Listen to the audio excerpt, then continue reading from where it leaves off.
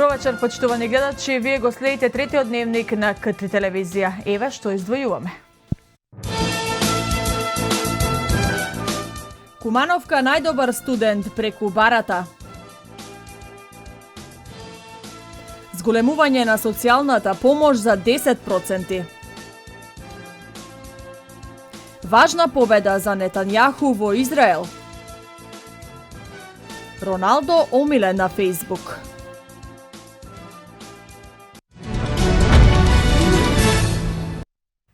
Несовесни граѓани ги уништуваат или крадат сообраќајните знаци поставени на регионалните патни правци во регионот. Од јавното претпријатие Македонија Пат информираа дека последниве години уништени се околу 30% од поставените сообраќајни знаци, кои целосно се обновени пред 2 години. Причините за ваквото однесување се банални. Знаците ги користат за печење пипер, додека столбовите за поставување огради. Надлежните од Куменовската секција на Македонија Пат апелираат до граѓаните совесно да се однесуваат кон поставените сообраќајни знаци на магистралните и регионалните патишта. Несовесни граѓани ги оштетуваат, со што ја загрозуваат безбедноста на сообраќајот на патиштата, кои ги одржува оваа претпријатија. Просечно поставувањето на сообраќајен знак чини до 9000 денари, вклучително изработката, поставувањето, транспортот. Од Куменовската секција на Македонија Пат информираат дека оштетени се и патоказни знаци кои се поскапи и кои чинат и до 500 евра.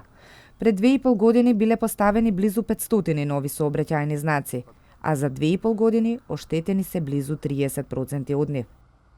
Шкртани, оштетувани, однесени, украдени, има појава дури што се жалат, дури има и појава да ни пријават дека знак однесен, украден, виден таму, па и тоа има и пријави до полицијата. Полицијата успева некој да ги најде, да ги фати, но најголем дел пак завршуваат скриени. Ние се наоѓаме и во близина на еден железнички премиј.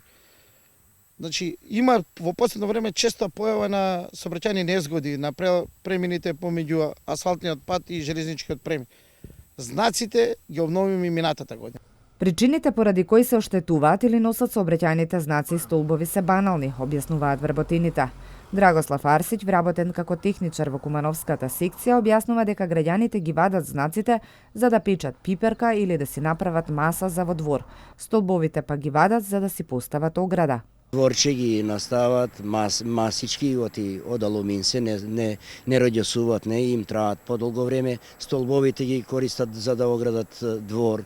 Така нешто, значи, за беззначајни работи, за многу ситни пари, уништуваат нечи живот. Не е проблем, значи, за материјалните средства, меѓутоа се уништуваат многу повеќе животи.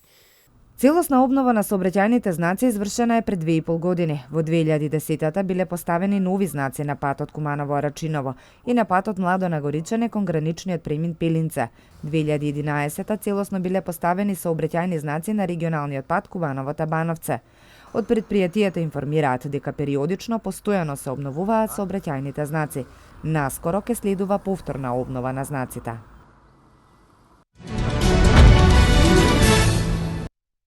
Сдруженијето на пензионери од Куманово избра ново раководство. Спиридон Николовски е реизбран за председател и по втор пат ја доби довербата од членовите. Осем председател на собранието беа избрани и подпредседател и секретар. Спиридон Николовски е старо новиот председател на Сдруженијето на пензионери од Куманово. На денешното собрание кој се одржа во поранешната зграда на комитет, едногласна доверба му изгласаа сите 53 членови. Тој вели дека неговиот повторен реизбор е само показател за успешното работење на Сдруженијето и на сите ограноци кои го сочинуваат. Изборот на председателот помина во една демократска атмосфера со едногласна одлука на сите 53 присутни членови на собранието.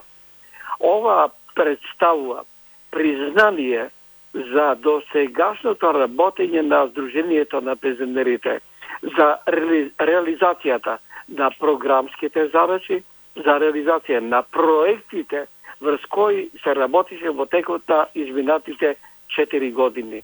Освен председател на денешното собрание беа избрани подпредседател и секретар, како и членови на различни комисии кои функционираат. Сдруженијето своите почетоци ги има од април 1946 година и гласи за едно од најстарите сдруженија во Македонија.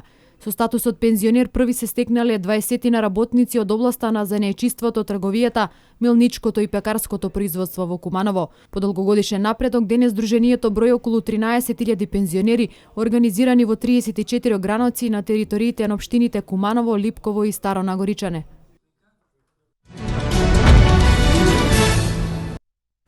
Годинава од вкупно 417 поднесени барања на пензионерите од Крива Паланка и Ранковце, одобрени се 65 за бесплатна бањско-климатска рекреација и 31 за бесплатен туристички викенд.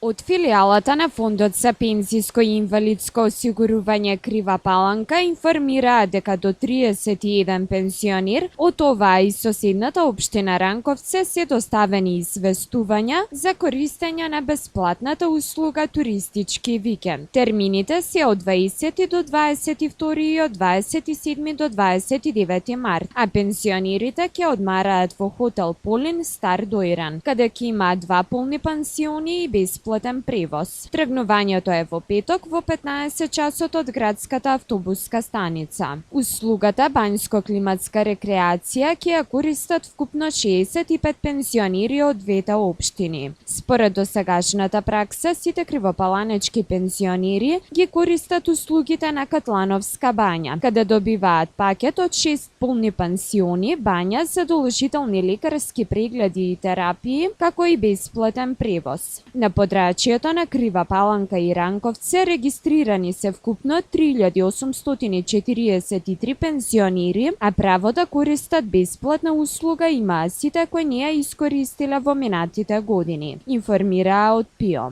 Годинава беа поднесени 215 барања за бесплатен туристички викенд и 353 за бања, а рокот за поднесување барања истече на 16 февруари годинава.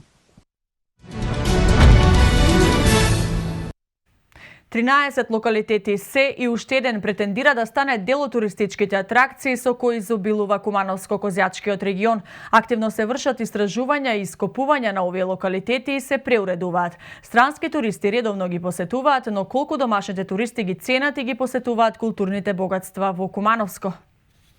Кумановскиот регион изобилува со археолошки локалитети, од кои дел се реновираат, се мапираат, се уредуваат за да прераснат во вистински туристички атракции. Но и покрај тоа, големата оддалеченост од градот и лошата инфраструктура се дел од причините кои ги прават скептични граѓаните во однос на развивањето на туристичкиот потенцијал на Куманово. Куманово не поседуе ништо, нели видите какво е. Куманово е уништено. У наши млади години е било Куманово, сак не е ништо. Да, ама ништо не е средено да би могло нешто да... Да, па има, тој само треба да се обработи, треба да се дотера, се направи, че има. Многу сме далеко, у свес, у размислување. Тешко, за наредни 10 години сигурно ништо нема да видиме. Граѓаните сметаат дека повеќе маркетинг кампањи и организирани тури со туристички водичи не достигаат за да бидат поинформирани за нашите културно-историски споменици, археолошки ископувања и природните богатства. Не сум посетувала. Па повише реклама, малку уреденост, патишта, сето тоа фали да би било се добро. Добро се направи, да се направи, да се дотера, да се има тамо некој хотелче, нешто, парк. Треба паре право. Сите тие сум ги посетил и многу е убаво место. И имаме феријален дом кај Кокино, малку погоре у Арбанашко, али на жалост пари немаме да тоа е малку поголем комплекс. Инаку црквата Свети Ѓорѓи во селото Старо Нагоричане се реновира. Се работи на просторот околу неа и спосницата на Прохор Пчински, за да прерасне во манастирски комплекс со сите пропратни елементи. Во мегалитската обсерваторија Татиќев камен во атарот на селото Кокино. Поставени се ознаки и испишани двојазични табли со информации за посетителите, а се очекуваат и темелни истражувања на Костоперска карпа, на манастирите Забел и Карпино, на геотермалниот извор во селото Стрновац. Интензивни археолошки истражувања се вршат и на локалитетот Визијанус или Црквиште. Летово беа вршени ископувања во локалитетот Градиште во Младо Нагоричане и при тоа биле пронајдени керамички предмети увезени од јужните краишта. При последната посета на министерката за култура Канческа Милеска, таа изјави дека се поставени многу функционални информативни табли со слики и табли за посетителите кои сами доаѓаат, а ќе се работи на инфраструктурно уредување. По овој повод, нашата колешка Кристина Краљевска разговараше со Дејан Ѓорѓиевски, археолог од Националната установа Музеј Куманово. Господин Ѓорѓиевски, добродојавте во студиото на К3 телевизија. Многу нашо повикавте. Еве, во 2006 година Куманово беше прогласен за град на културата, но го слушнавме мислењето на граѓаните дека Куманово поседува туристички потенцијал, но не е целосно искористен.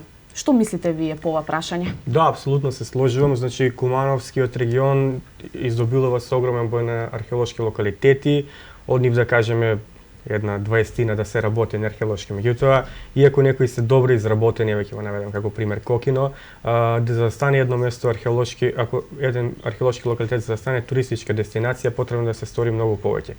Значи, потребно е тука да се размислува први и основно инфраструктурни проблеми, понатаму менаџирање со самиот локалитет. Значи, добро да се рекламира, да видиме што има да понуди тој локалитет, што да се уреди самиот локалитет, да е способен да прима туристи, да има содржини кои што ќе ги заинтересираат тие туристи, така да многу е тешко од еден археолошки локалитет кој нас не интересира од чисто научен аспект да го ставиме за туристички цели. Значи, тука треба да се ангажираат многу луѓе од различни професии за да се успее во такво нешто.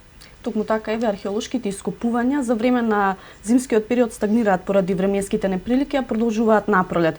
Може ли да не подсетите што се случуваше во 2014-та, што откривте, на кои локалитети тука во Кумановско-Козјачкиот регион? Така, 2014 година беше многу убава година за целиот Кумановски регион во поглед на археолошките истражувања, затоа што тогаш почна да се реализира обновата на црквата Свети Ѓорѓе во Старо Негоричене, која што ја прави Националниот конзерваторски центар и беа љубезни да не повика да учествуваме во заштити на археолошки ископувања кои се одвиваат таму. Годината ја започнавме со еден друг локалитет со градиште во Младо Негоричене, кој што е капитален проект на владата на Република Македонија. Ние како музеј Куманово сме носители на тој проект, а раководител е професорот доктор Маријан Јованов, значи го правиме во соработка со Филозофскиот факултет во Скопје. Како наши проекти ќе издвојам градиште во село Пелинце кое што се заврши да се истражува и црквиште во село Клечовце, каде што исто така имавме многу убави резултати, како и довршување помали археолошки ископувања во склоп на конзервација на археолошкиот локалитет Кокина. Што точно откривте? Мислам дека беше римска бања на локалитетот Црквиште. Може ли да споделите нешто со нас? Што се случуваше таму?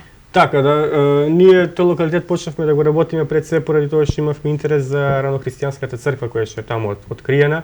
Таа уште на почеток не изненади затоа што видовме дека била користена и во 11-тиот век, значи во средновековниот период. Ова година не изненади на тој начин што еден од анексите на црквата, значи еден дел од југозападниот дел на црквата, откривме дека лежи врз постар објект врз римска бања.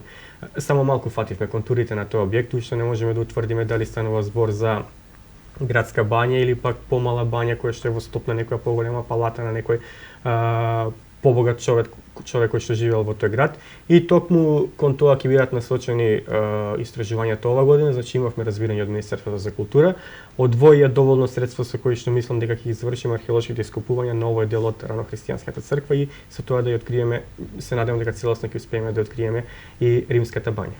Се зборуваше многу за локалитетот Градиште во Младо Негоричене, односно за првиот откриен агријански град на балканските простори кој нели датира од 4 односно 3 век.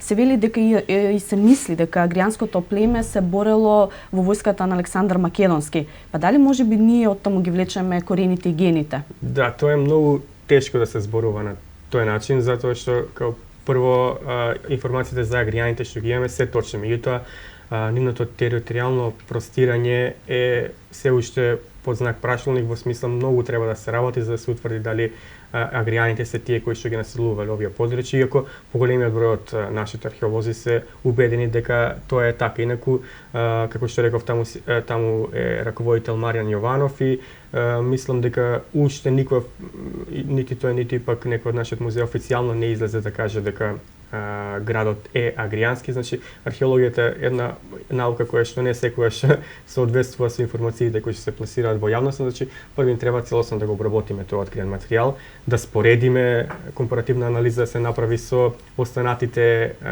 наоди од тој период кои што ги имаме во Република Македонија и тогаш да утврдиме дали се станува збор за агријани, дали станува збор за некоја друга племенска заедница, меѓутоа тоа доаѓа по целосно проучување на она што е откриено, кое што сега е се уште рано да го тврдиме.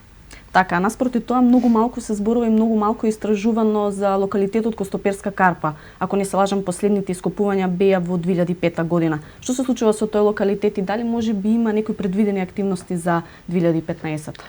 Така, локалитетот Костоперска карпа влезе во македонската археологија, тесно поврзан со името на сега покојниот археолог Блаже Георгиевски, кој што започна да го истражува тој локалитет и кој што уште на самиот почеток имаше неверојатно добри резултати во поглед на истражувањето на локалитетот. Меѓутоа, подоцна се даде приоритет на некои други локалитети, локалитетот се занемари и сега 2005 година имаше исто така многу мали сондажни археолошки ископувања. Сега имаме за цел и нидовме разбирање во Министерството за култура многу повеќе да се посветиме на овој локалитет. Поради две работи. Како прво се работи навистина за една уникатна творба и природна и човечка. Значи Костоперска карпа, за оние што не знаете, Света Петка што викаат местото во село Младо на Горичина. Значи се наоѓа на еден крстопат каде што поминува Пчинскиот пат, односно оној кој што води према Прокопчински и овој кој што води према Бугарија. Значи од самиот тој аспект има голем потенцијал затоа што може да планираме во иднина тука да се развива туризам, затоа што на самата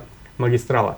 Понатаму уникатни форми на релјеф, се тоа ги нема никаде на Балканот такви релјефни форми и она што нас најмногу интересира, кон што ќе го насочиме нашето внимание, е археолошкото истражување. Значи од она што го има откриено Блаже Георгиевски, ние само ќе продолжиме да се надоврзуваме на неговите откритија, затоа што знаеме точно каде постои градба која што би требало да представува ранохристијанска базилика. Ќе се концентрираме таа да ја отвориме и тоа ќе стане втора ранохристијанска црква откриена во овој дел на Македонија. Значи досега не се работени ранохристијанските цркви. Првата што целосно почнавме да истражуваме е во црквиште Клечевце. И под локалитетот постои уште една мистериозна просторија, подземна просторија, уникатна, нема таква во Македонија, која што ќе ја откриеме сега, повторно ќе се надоврзаме на неговите ископувања и ќе откриеме поцелосно за да видиме за што станува збор. Значи тој претпоставуваше дека се работи за цистерна, некој представува дека се работи за Хероон, за подземно светилиште. Според други верувања тоа е обична просторија стражарница која што е поврзана со некој тунел кој што води кон градиште. Наша задача е да утврдиме, да видиме дали се уште се протега таа просторија кон исток или е засебна само она што е откриено и нема ништо друго. Дали ова се единствените активности планирани за 2015 или има други? Да, ние го редуциравме нашиот интерес за археолошки ископувања со цел да добиеме поголеми резултати на помалку места. Значи лани работевме на повеќе места. Сега ќе ги работиме само Костоперска карпа и црквиште Клечевце, затоа што се одлучивме да презентираме што повеќе резултати од нашата работа. Друг локалитет кој што ќе се работи вонредно од активностите на музеот, значи со дополнителни средства од Министерството за култура, е локалитетот Кокино, односно Татикев камен во село Кокино.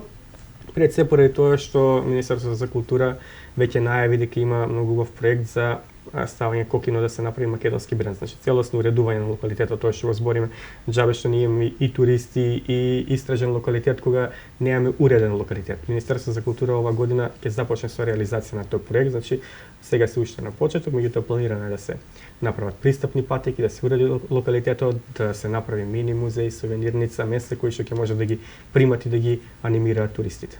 За крај, само како се справувате со дивите копачи? Да, ние како музеј многу малку можеме да направиме во таа насока, затоа што веќе со новите правила во законот не сме ни задолжени да вршиме увид на локалитети за да видиме во каква состојба се. Секогаш кога ќе дознаеме, бидејќи имаме работено на повеќе локалитети, имаме контакти со луѓето кои што живеат во тие села, нас не знаат и често не информираат дека има некои легални действија. Во такви случаи наша задача е да реагираме до Министерството за внатрешни работи и до Управата за заштита на културно наследство, каде што си постојат посебни инспекцијски одели кои што се грижат за таквиот вид на заштита на археолошките локалитети. Ви благодарам што бевте гостин во дневникот на К3 телевизија, да се надеваме дека свеста кај граѓаните ќе ја подигнеме на повисоко ниво и ќе го подигнеме нели локалниот туризам на уште повисоко ниво. Аутизмот предизвикува децата да го доживуваат светот поинаку. Ним им е тешко да разговараат со другите и потешко се изразуваат со зборови. Децата со аутизам се држат за себе и не може да комуницираат со посебна помош. Многумина ги интересира дали вакцините може да бидат причина за настанување на аутизам. Маја Денчарска.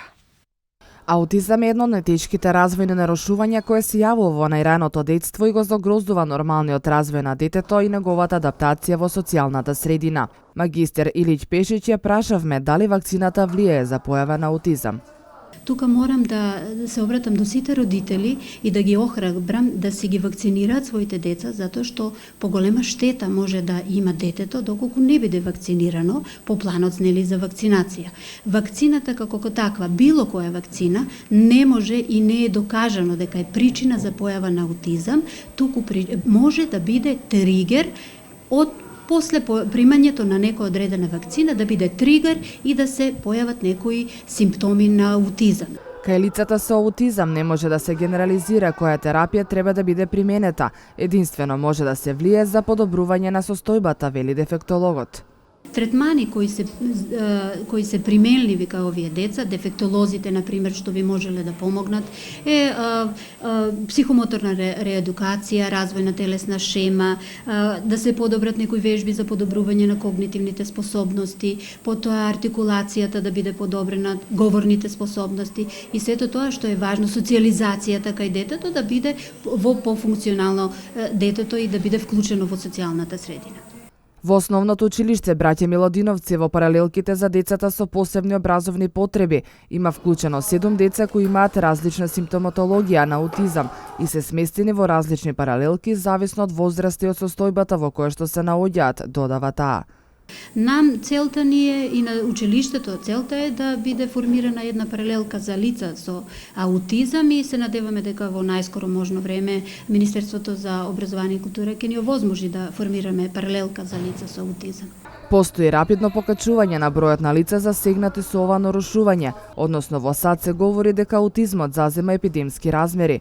Во одредени студии се реферира дека во 2013 има појавност 1 на секои 50 новородени деца, што би значило дека има 2% појавност, што е огромна бројка, објаснува дефектологот.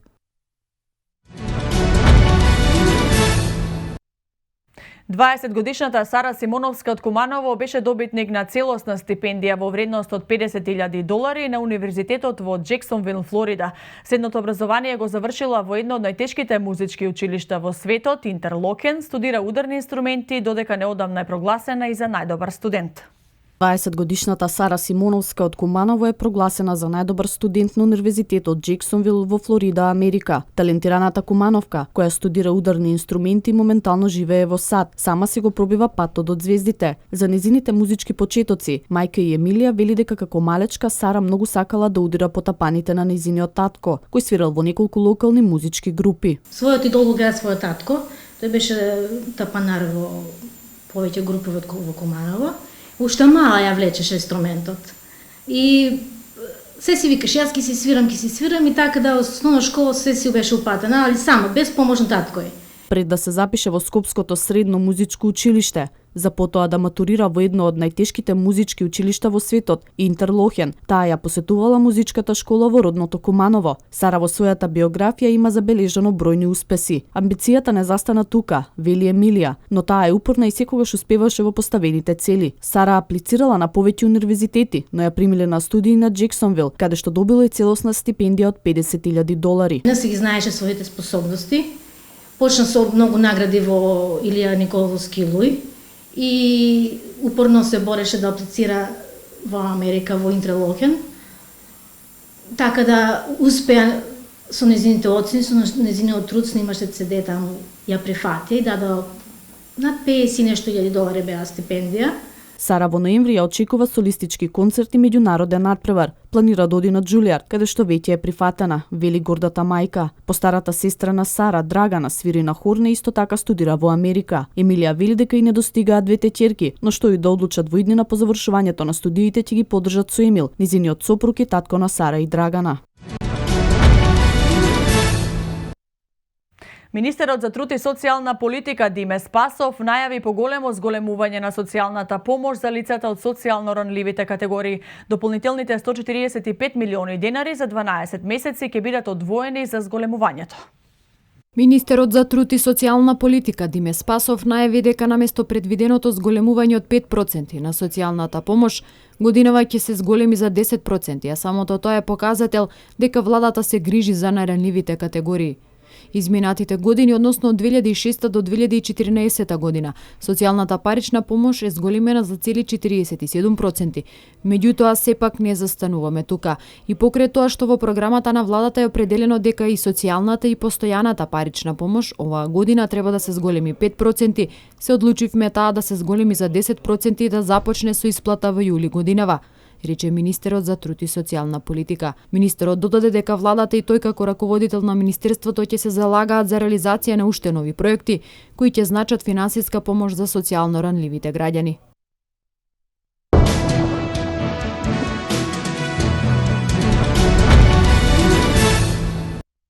По повод избор за председател на партија како избор за нов состав на партиското раководство, ВМРО ДПМН најави конгрес за 8 и 9 мај оваа година. За кандидатура за председателско место потребни се најмалку 30 гласа од 250 делегати, а последниот конгрес на партијата се одржа пред 4 години, односно на 6 март 2011 година. Утре вечер Унијата на жени на ВМРО ДПМН од Куманово ќе одржи трибина на тема дискриминација на жени. Трибината ќе започне во 20 часот во Центарот за култура Трајко Прокопиев. Пред присутните ќе говори Душко Миновски, собственик во Министерството за труд и социјална политика. Трибината е од отворен карактер и на неа може да присуствуваат сите граѓани.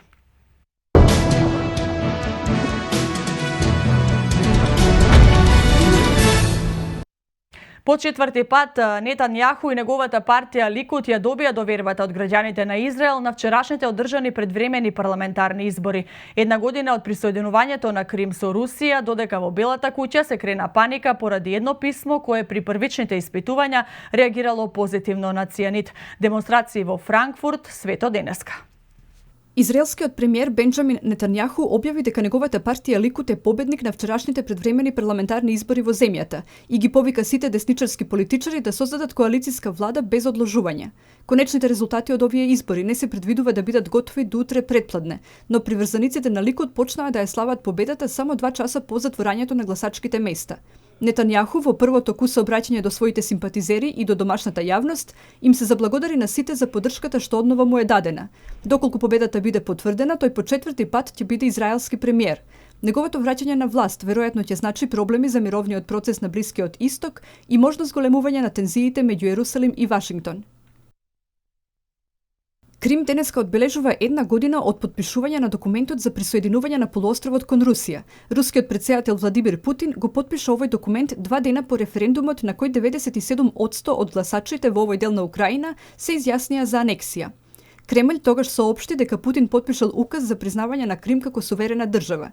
Русија, имајќи ја предвид волјата на народот на Крим, изразена на референдумот 16 март 2014 година, одлучи да ја признае Република Крим како суверена и независна држава, каде што градот Севастополј има посебен статус. Се наведува во текстот на указот, објавен од кабинетот на шефот на руската држава. Во Белата куќа е пристигнат коверт што позитивно реагирал на првичните испитувања за присуство на цијанид, соопштува американската агенција Тајна служба. Писмото е добиено во понеделникот во Центарот за контрола на кореспонденцијата надвор од територијата на Белата куќа. Првичните биолошки тестови биле негативни. Дополнителните вчерашни тестови меѓутоа дале позитивен резултат. Мостра од писмото е испратена на анализа до друг објект. Тајната служба одговара за безбедноста на американскиот претседател Барак Обама. Агенцијата информира дека истрагата продолжува и одбива да даде други коментари за случајот со сомнителното писмо. Активисти на меѓународното движење Блокјупај организираа демонстрации во Франкфурт на денот на отворањето на новото седиште на Европската централна банка. Откако повеќе илјади демонстранти излегле на улиците на германскиот град и се судриле со полицијата, биле уапсени најмалку 550 лица, а повредени се околу 90 полицајци. При тоа биле запалени и полициски автомобили.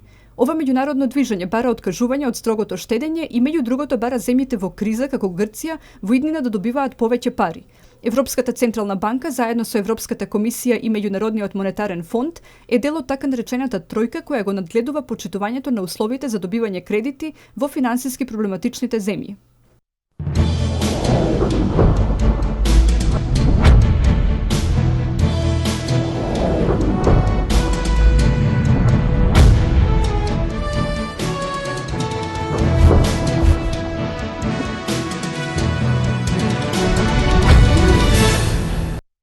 Македонскиот ракометен вице-шампион Вардар ќе биде пред голем предизвик во саботата во реванш над преварот од осмина финалето во Лигата на шампионите против ривалот Висла Плок од Полска. Вардарцина над преварот во спортскиот центар Јане Сандански ке бркаат негатива од 6 гола за пласман во четвртфиналето, а важноста и фантастичната атмосфера на овој надпревар ја натера ЕХФ овој дуел да го прогласи за еден од трите меча на колото. Ова значи дека ЕХФ ке прави специјален пренос од Скопје со коментаторот Томо Бранаган и цела Европа ке ги впери погледите во најважниот надпревар за нашите црвено-црни сезонава. Вардар треба да оствари победа од минимум 7 разлика, а за тоа ќе му биде потребна и голема подршка од трибините. Покрај надпреварот меѓу Вардар и Висла, останатите два меча на колото се двојуваат на Пик Сегет и Рајн Некар и меѓу Колдинг и Загреб. Македонскиот ракометен вице-шампион Вардар ќе игра пред полни трибини во полуфиналето на завршниот турнир во СХ лигата, што ќе се одржи од 25 до 29 март во Веспрем. Според информациите презентирани на пресконференцијата во Будимпешта, веќе се распродадени сите билети за полуфиналето и финалето на турнирот. На завршниот турнир првпат ќе настапат најдобрите 6 екипи од регуларниот дел на сезоната. Во овој нов систем, првопласираниот Веспрем и вториот Вардар ги чекаат своите противници во полуфиналето, а другите 4 екипи играат квалификации: Мешков Брест против Нексе и Загреб со Татран Прешов. Капитенот на македонската репрезентација е лидер на листата на стрелци во Лигата на шампионите со 84 гола, пред Момир Илич со 76 и Тимур Дибиров со 74 гола.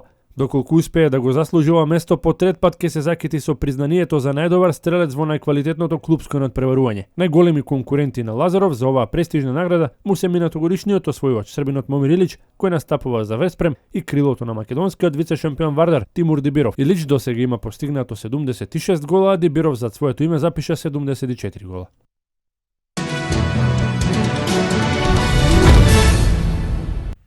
Атлетико Мадрид по изведувањето на пеналите го елиминира Баерн Леверкузен, откако регуларниот дел и продолженијата завршија со идентични 1-0, како што беше на првиот меч но во корист на германскиот тим. Екипата на Арсенал славеше со 2-0 на гостински терен против Монако, но поради поразот од 3-1 на домашен терен дожива елиминација во осмина финалето од Лигата на шампионите. Ланскиот финалист Атлетико со голот на Марио Суарез во 27-та минута ја анулираше предноста на Баер од првиот дуел. Со резултат 1-0 завршија регуларните минути, а потоа и во продолженијата немаше голови. Во серијата пенали, Атлетико победи со 3-2, откако во последната серија Фернандо Торес беше прецизен, а промаши Стефан Кислинг. За Атлетико погодија уште Гризман и Марио Суарез, промашија Гарсија и Коке, додека за Леверкузен прецизни беа Ролфс и Кастро, а освен Кислинг не успеа да погодат Чахланоглу и Топрак. На вториот меч Монако и покрај поразот од Арсенал со 2-0 се пласираше во четвртфиналето благодарејќи на победата од 3-1 во Лондон. Францускиот тим на реваншот се одлучи за целосна дефанзива, а тоа го искористи Арсенал постигнувајќи 2 гола, кои сепак беа премалку за пласман во следната рунда. Оливие Жиру во 36-та и Арон Ремзи беа стрелци на головите за лондонскиот тим, кој до крајот на мечот имаше целосна иницијатива и неколку добри шанси, но сепак не успеа да постигне трет гол, кој би го однел во четвртфиналето. Вечерва од 20:45 се играат последните два осмина финални надпревара меѓу Барселона и Манчестер Сити и меѓу Борусија Дортмунд и Јувентус. Пласман во четвртфиналето обезбедија Баерн Мюнхен, Пари Сен-Жермен, Порто и Реал Мадрид.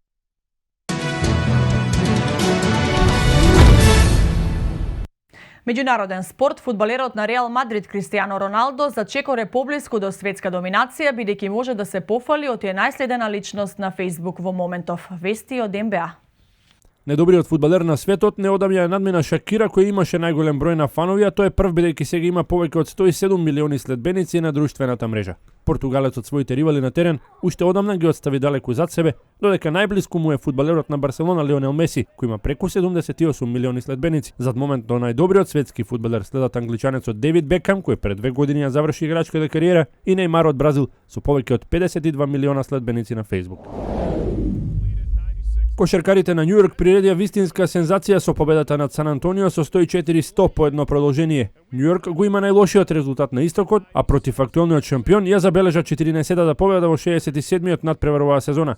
Надпреварот во Њујорк во регуларниот дел заврши со резултат 96-96, откако Ленард не го погоди последниот шут за Сан Антонио. Во продолжението кошаркарите на актуелниот првак постигнаа само 4 поени и го забележаа 25-тиот пораз во сезоната. Геловеј со 22 и Швед со 21 поени и 7 асистенции го предводеа Њујорк до победата, додека Паркер со 21 поен беше најефикасен кај Сан Антонио. Хјустон одигра одлична последна четвртина против Орландо, која ја доби со 30-16 и на крајот забележа победа 107-94. Детройт го надигра Мемфис со 105-95 и стави крај на серијата од 10 порази. Ентони Дејвис со 20 поени и 12 скокови беше најзаслужениот за минималната победа на Нью Орлеанс над Милвоки 85-84, додека Крис Пол со 23 и JJ Редик со 21 поен ги предводија Клиперси до победата над Шарлот со 99-92.